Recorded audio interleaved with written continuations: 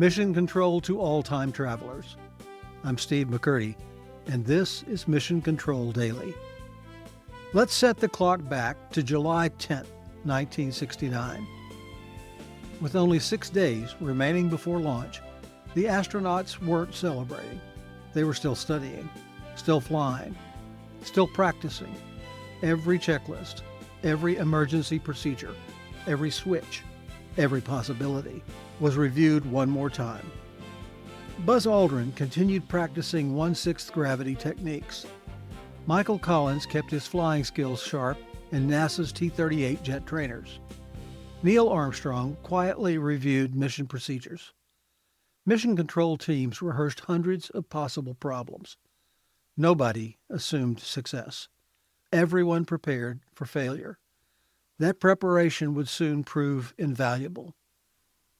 Today's artifact is the Apollo 11 flight plan. More than a schedule, it was a minute-by-minute roadmap for humanity's first lunar landing. Thousands of hours of engineering and planning were distilled into a document that astronauts could carry in their hands. During Apollo 11, astronauts relied far more on printed checklists than computers. The onboard guidance computer was revolutionary, but it possessed only a tiny fraction of the computing power found in today's smartphones. The real strength of Apollo was not technology alone. It was the people who knew how to use it. Where on earth were you on July 10, 1969? Were you reading newspaper headlines about Apollo? Watching Walter Cronkite? Working long summer days? Or perhaps dreaming about becoming an astronaut yourself? Share your memories below. Just amazing. Yeah. Could hardly believe it. Black and white TV, very snowy type picture.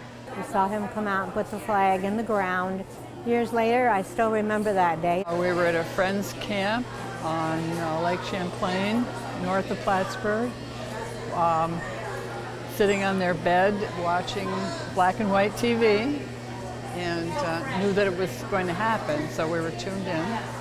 And the little kids all around us, put your eyes on the screen, and we watched it and were just amazed, thrilled. You know, for those of us that were around in 1969, remembering those July days and nights were an exciting part of our lives back then. Hi, I'm Ken Bailey, and those days and nights are also an exciting part of our new book, Promising the Moon.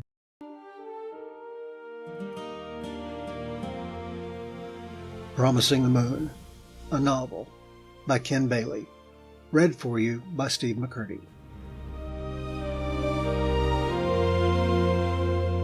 In a world that forgot how to dream, one small boy looked up and believed. Past the stars, beyond the fear, truth was waiting to appear. A cowboy hides behind a mask. A child dares everyone to ask what was spoken on the moon, and why we forgot so soon. Promising the moon. Mrs. Fairchild, she said, recovering quickly, and Matt Reed, Matt said. I'm Danny's attorney. A pause. Also, Tex Ranger Space Cowboy, Danny said helpfully. But today he's mostly the attorney. Mrs. Oswald. Promising the moon, light into a dark courtroom. Sometimes truth wears a mask. Sometimes love is all.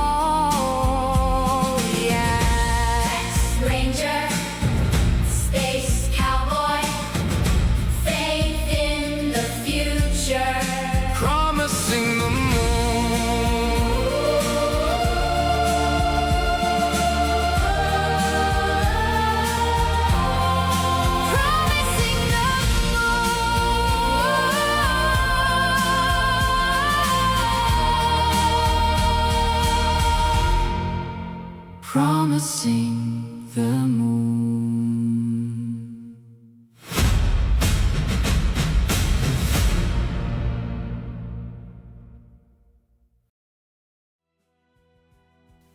Tomorrow, the official countdown begins. Practice gives way to reality. Apollo 11 is about to go on the clock. Mission accomplished for today. Mission Control Daily returns tomorrow at 0800 hours. Until then, the countdown continues.